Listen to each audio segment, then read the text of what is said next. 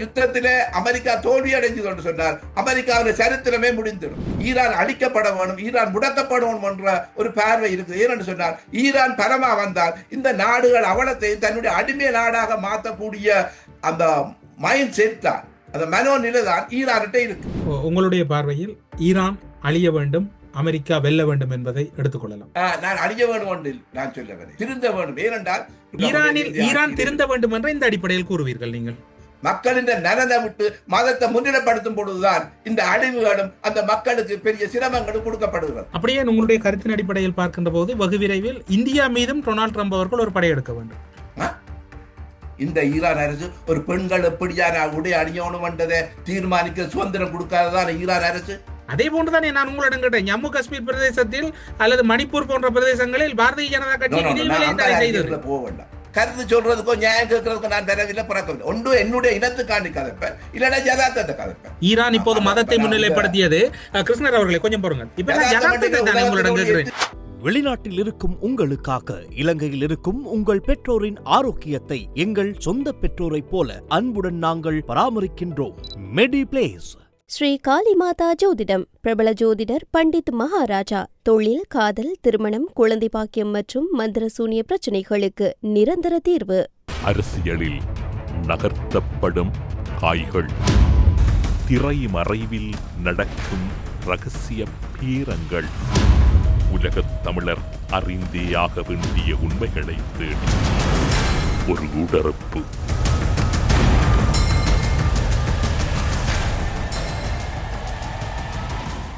இன்றைய ஊடறுப்பு நிகழ்ச்சியோடு எம்மோடு இணைந்து கொண்டிருக்கக்கூடியவர் கனடாவில் இருக்கக்கூடிய அரசியல் விமர்சகர் கிருஷ்ணர் அவர்கள். ஊடறுப்பு நிகழ்ச்சியின் சார்பில் உங்களை வரவேற்பதில் மகிழ்ச்சி. வணக்கம். வணக்கம் தமிழரசு, வணக்கம் ஊடறுப்பு உறவுகளுக்கு வணக்கம்.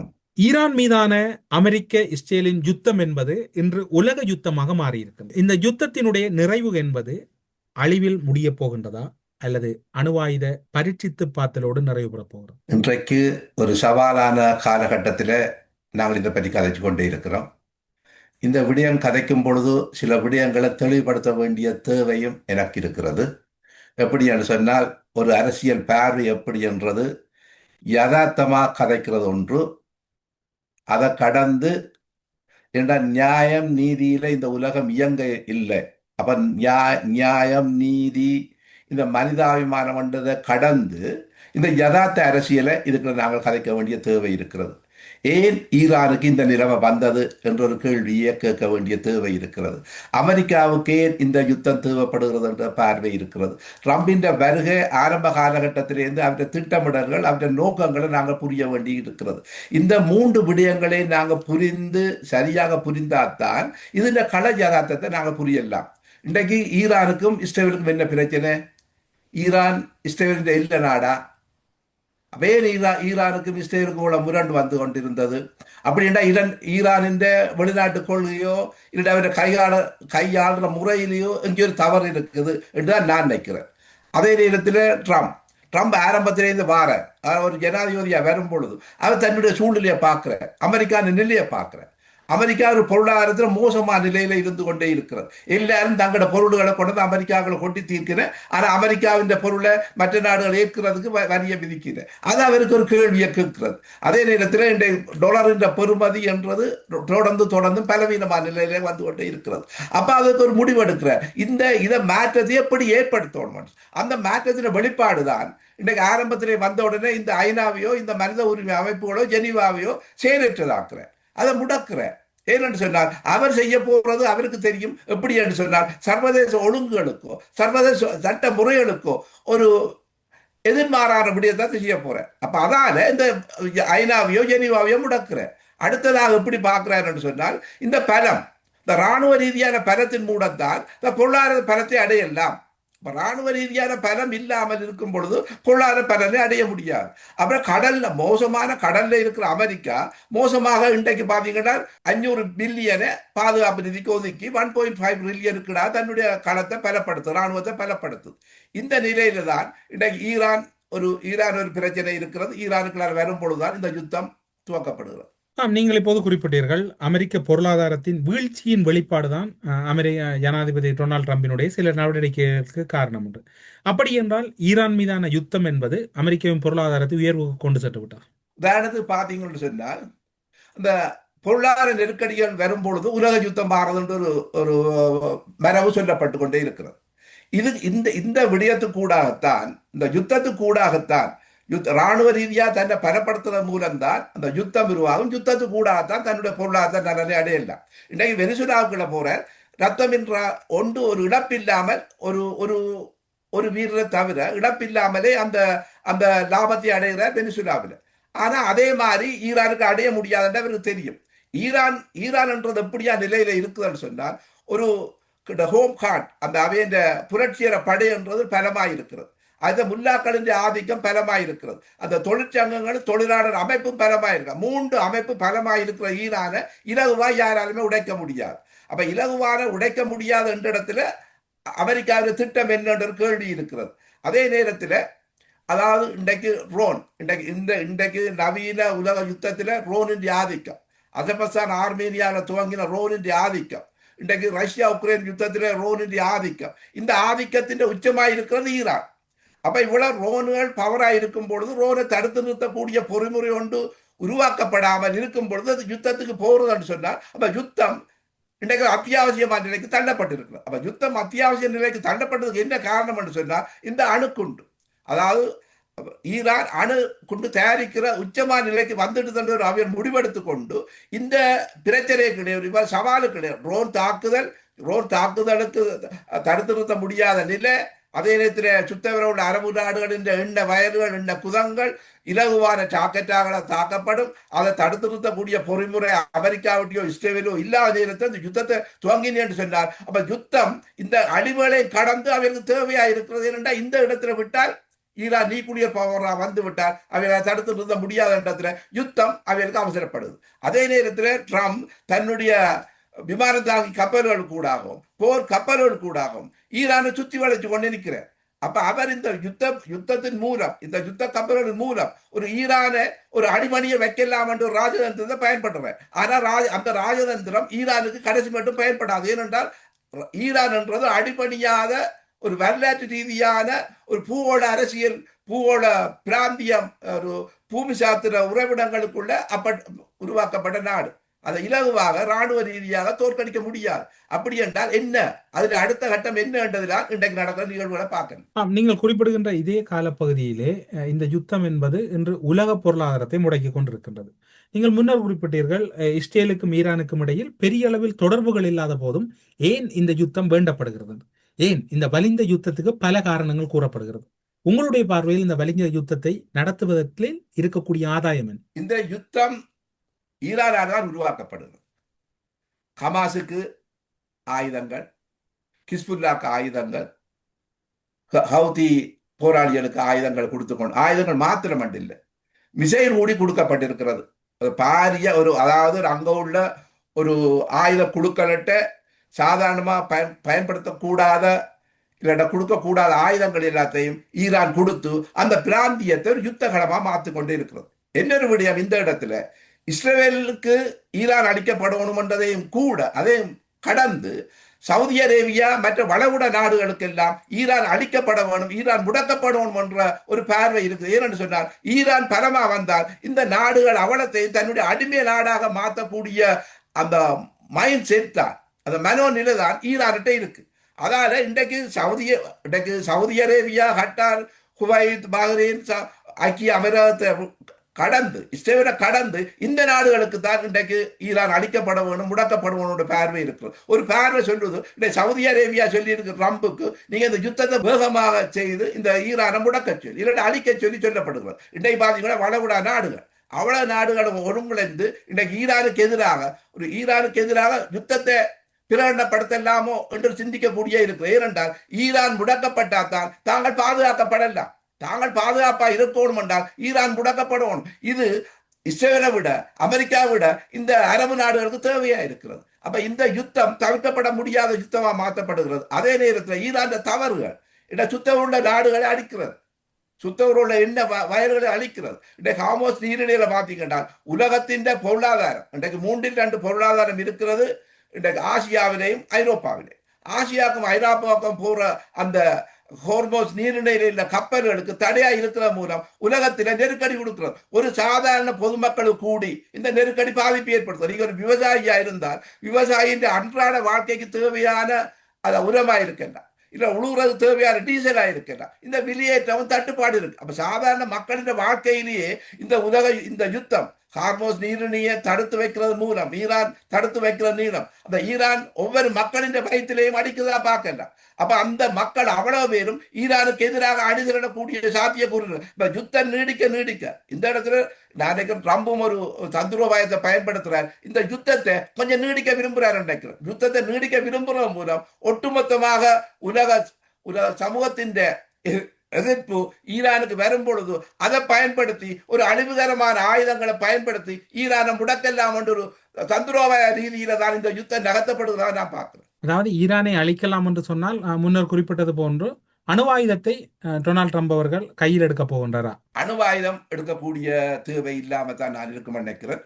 அணு ஆயுதத்துக்கு அடுத்தபடியான 5000 பவுண்ட்ஸ் இல்லாட்டா 10,000 பவுண்ட்ஸ் அதையும் கடந்த பாரிய குண்டுகள் அமெரிக்காவில் நவீனமாக கண்டுபிடிக்கப்பட்டிருக்கிறது. இன்றைக்கு பார்த்தீங்கன்னா ஆப்கானிஸ்தான் யுத்தத்துக்கு பிறகு பாரிய புதிய நவீன யுத்த கருவிகளை இன்னும் பயன்படுத்தவில்லை என்றால் நான் பார்க்கிறேன். அமெரிக்காவின் ஒரு பரீட்சை களமாக அணுகுண்டை தவிர்த்து அடுத்த கட்டமான யுத்தத்தை செய்யக்கூடிய சாத்தியக்கூறு இருக்குன்னு நினைக்கிறேன்.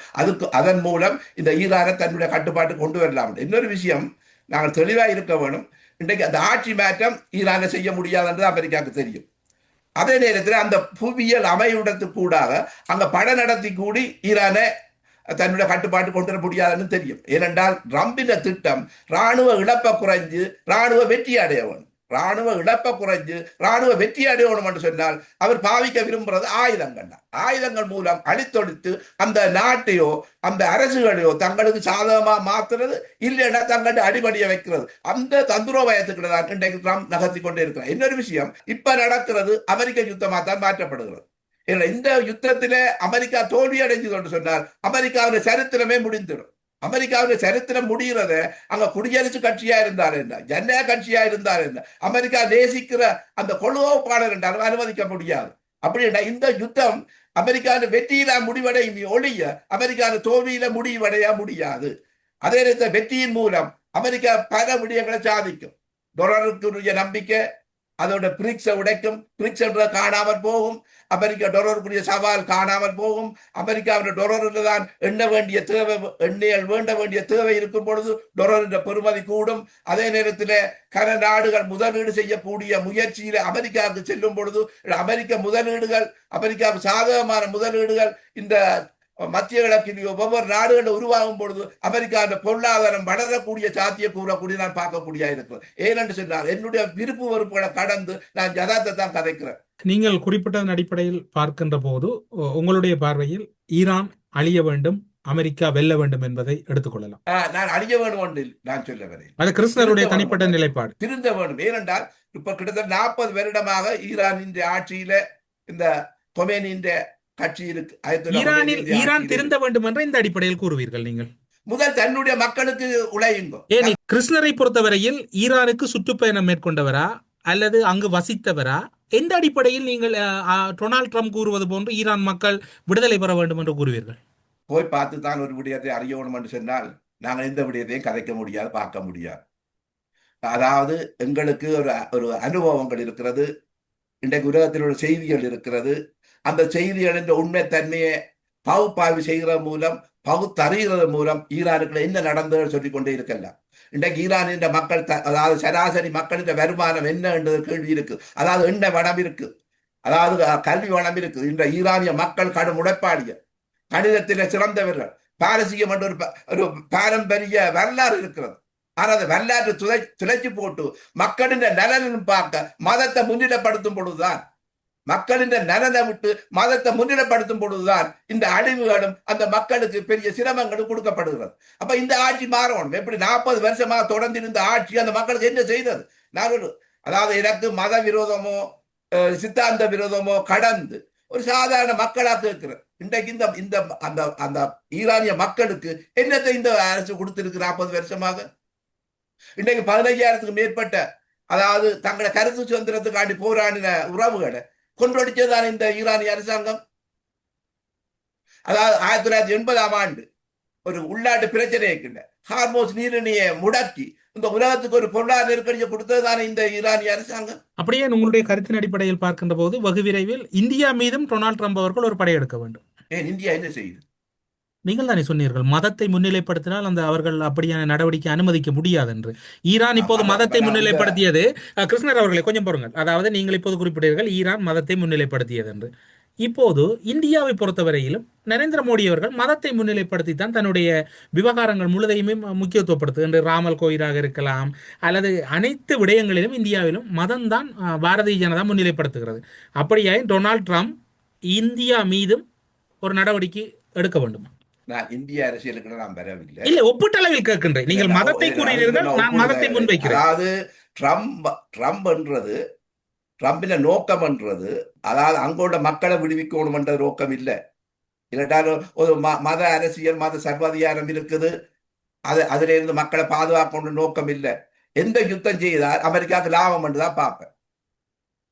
அந்த யுத்தம் அதுல கிடைக்கிற லாபம் தனக்கு இருந்தால் என்ன விடயங்களையும் ஒரு, அதாவது அமைதியான ஜனநாயக நாட்டுகளையும் போய் செய்வர், அங்க சர்வாதிகாரம் இருக்குன்னு சொல்லி. அதே நேரத்தில் இன்னொரு சர்வாதிகார நாட்டையும் சொல்லுவர், தனக்கு சாதகம் என்றால் அது நல்ல நாடு என்று சொல்லுவார். அப்ப நாங்கள் இன்றைக்கு அமெரிக்காவோ ட்ரம்போ ஒரு ஜனநாயகத்துக்காண்டியும் ஒரு கருத்துரிமைக்காண்டியும் போராடுறது இல்லை. அமெரிக்காவும் ட்ரம்பும் தன்னுடைய நலனுக்காண்டி தான் போராடுற தெளிவா இருக்கிறார். நலனுக்காண்டி போராடும் பொழுது இந்தியாட்ட போராட வாராருன்ற கேள்விக்கு இல்லை. அதாவது தனக்கு சாதகமாயிருந்தால், தனக்கு ஆமா போட்டால் அவர்கள் சரியானவர்கள். தன்னுடைய நலனை, அதாவது தன்னுடைய நலனை எடுக்கிறதுக்கு அனுமதிச்சு விட்டால் சாதாரணமானாக்கள். இந்த இடத்துல நான் எப்படி பார்க்கிறேன் என்று சொல்றேன். இந்த இடத்துல ஒப்பீடு இருக்குது அமெரிக்காவுக்கும் சீனாவுக்கும். அமெரிக்காவை நான் ஒரு கடுகுன்னு சொல்லி நினைக்கிறேன். அது வேட்டையாடு, ஒரு அப்பாவியான முயல்களை வேட்டையாடி கொண்டே இருக்கு. ஆனா சீனா ஒரு அட்டை. இன்றைக்கு பார்த்தீங்க மலையகத்துல அந்த அட்டை எப்படி ஒரு அந்த தொழிலாளியின் ரத்தத்தை உறிஞ்சிற மாதிரி இன்றைக்கு சீனா உறிஞ்சி கொண்டே இருக்கு உலகத்துல. ஒரு பொருளாதார தடை வெனிசுலாக்கு போடுது, அங்க 30% மலிவில சீனா எண்ணி எடுக்குது. ஈரானுக்கு பொருளாதார தடையை போடுது, அங்க 30% சலுகைகள் எண்ணி எடுக்குது. ரஷ்யாவுக்குள்ள தடை போடுது, ரஷ்யாவுக்குள்ள 30% வண்டி எடுத்துக்கொண்டு தான் மலிந்த விலையில உற்பத்தியை செய்து கொண்டு உலகத்துக்கு ஒரு சவால் விட்டு கொண்டே இருக்கிறது. ஆனா உலகத்தில் என்ன பிரச்சனை நடந்தாலும் தான் அதுக்குள்ள சாதகமா எடுக்கிற அந்த அட்டமாய் தான் சீனா இருக்கிறது. ஆனா இதுகளின் பலிக்கடாவாக இந்த பிரதேசங்கள் மாட்டப்பட்டிருக்கிறது. அதாவது இஸ்ரேலின் வேற பிரச்சனைகளை ஹமாஸுக்கோ ஹிஸ்புல்லாக்கோ ஹைட்டியனுக்கு ஆயுதம் கொடுக்காமல் தன்னுடைய மக்களை நிலப்படுத்தி இருந்தார். இன்றைக்கு சவுதி அரேபியாவுக்கு ஒரு பயம் இருக்கு, கட்டாருக்கு பயம் இருக்கு. கட்டார் ஏன் 2 வயல்களை அடிச்சு கொண்டே இருப்பான்? அவர் கேட்கிறார். எங்கள்ட அமெரிக்க தளம் இருக்குது, அமெரிக்க தளத்துக்கு அடியுங்கவன். அமெரிக்காவின் தளம் இந்த யுத்தத்தில் பயன்படுத்தப்படுறது என்று கேள்வி கேட்கப்படுகிறது. ஏன் இந்த அரபு நாடு அவ்வளோ அணிதிரண்டு ஈரானுக்கு எதிராக நாங்கள் யுத்தத்துக்கு போக வேண்டிய சூழ்நிலைக்கு தள்ளப்படுகிறோம் என்று கடுமையான கண்டனம் தெரிவிக்கப்படுகிறது? ஏன் உலகத்தில் உள்ள எல்லா மக்களின் பொருளாதாரத்தினையும் வாழ்வியலையும் பாதிக்கக்கூடிய ஹார்மோஸ் நீரிணையை தடை செய்யப்பட்டு கிடக்கிறது?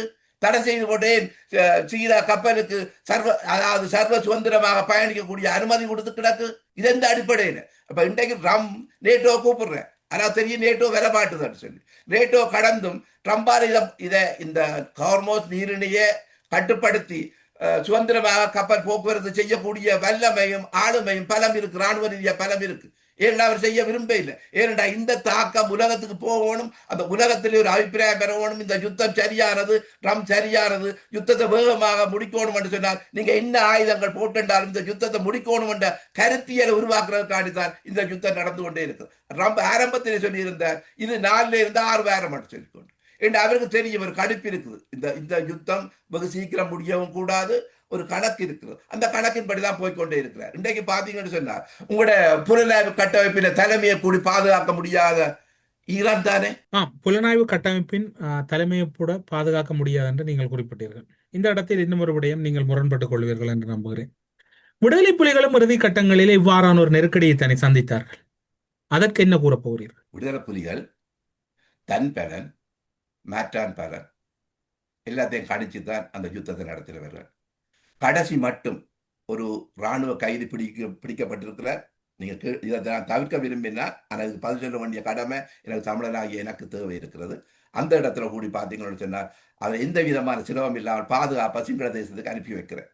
அதே தற்கொலை போராளிகள் இருந்தும் சிங்கள தேசத்தில் சிங்கள மக்களை பணைய கைதியா பிடிச்சோ இல்ல சிங்கள மக்கள் பொதுமக்களுக்கு எதிராக அந்த குண்டு தாக்கல் செய்தோ அழிவை கொடுத்திருக்கலாம். அது செய்யவில்லை. தன்னுடைய விமானங்கள், அதாவது புலிகளின் விமானம் பறந்து கடைசி பரப்பை பறந்து ஒரு பொருளாதார லக்குகளை தான் தாக்க போகுது ஒழிய பொதுமக்களின் லக்க தாக்கவில்லை. இது எங்கள் தலைவன் எங்களுக்கு காட்டின வழி. ஆனா ஈரான் என்ன செய்யுதுன்னு சொன்னால், தன்னை சுற்றி இருக்கிற அத்தனை நாடுகளுக்கும் தாக்கல் செய்து அழிவு ஏற்படுத்தி தன்னுடைய சகோதரமான இனம், தன்னுடைய முஸ்லீம் என்று சொல்றேன், தன்னுடைய சகோதர இனம் இல்லை. நீங்கள் இதில் முரண்பட்டுக் கொள்கிறீர்கள் கிருஷ்ணர் அவர்களே. உங்களுக்கு ஈரான் மீதான வெறுப்பு இருப்பது என்பதற்காக ஈரான் பொதுமக்கள் குடியிருப்பை என்று மத்திய கிழக்கிலே தாக்கவில்லை. அமெரிக்க தளங்களையும் பொருளாதார இலக்குகளையும் தானே தாக்குகிறது. மத்திய கிழக்கு மீது என்ன கூட்டை வைக்கின்றது? நீங்கள் அமெரிக்க தளங்களை உடனடியாக வெளியேற்றுங்கள் என்று கூறுகிறது. அதனை செய்யாத போதுதானே அந்த தாக்குதல் இடம்பெறுகிறது. அதனை நீங்கள் எப்படி ஒரு பிழையான கோணத்தில் முன்வைக்க முடியும்? இன்று ஈரானின் தாக்குதலில் லட்சக்கணக்கான மக்கள் கொல்லப்பட்ட ஒரு அடையாளத்தை கூறுங்கள். ஈரானிய அரசு தன்னுடைய மக்களை 15,000க்கு மேற்பட்ட மக்களை கொன்று குடிச்சதுதான் ஈரான் அரசு. இந்த ஈரான் அரசு ஒரு பெண்கள் எப்படியான உடை அணியணும் என்றதை தீர்மானிக்க சுதந்திரம் கொடுக்காததான் ஈரான் அரசு. அதே போன்றுதானே நான் உங்களிடம் கேட்டேன். ஜம்மு காஷ்மீர் பிரதேசத்தில் அல்லது மணிப்பூர் போன்ற பிரதேசங்களில் பாரதிய ஜனதா கட்சி போக வேண்டாம். நீங்கள் ஒப்பீட்டளவில் மோடி அரசை காப்பாற்ற வேண்டும். இந்த யதார்த்தத்துக்கு நான் நிக்க விரும்புறேன். அந்த அரசியலுக்கு அது யதார்த்தம் தானே. இப்போது மோடி செய்ததும் குற்றம் என்றால் குற்றம் தானே. நான் குற்றம், அதாவது நெத்தி கண்ட காட்டினால் குற்றம் குற்றம் உங்களுக்கு ஈரான் செய்வது குற்றம் என்று தெரிந்தால்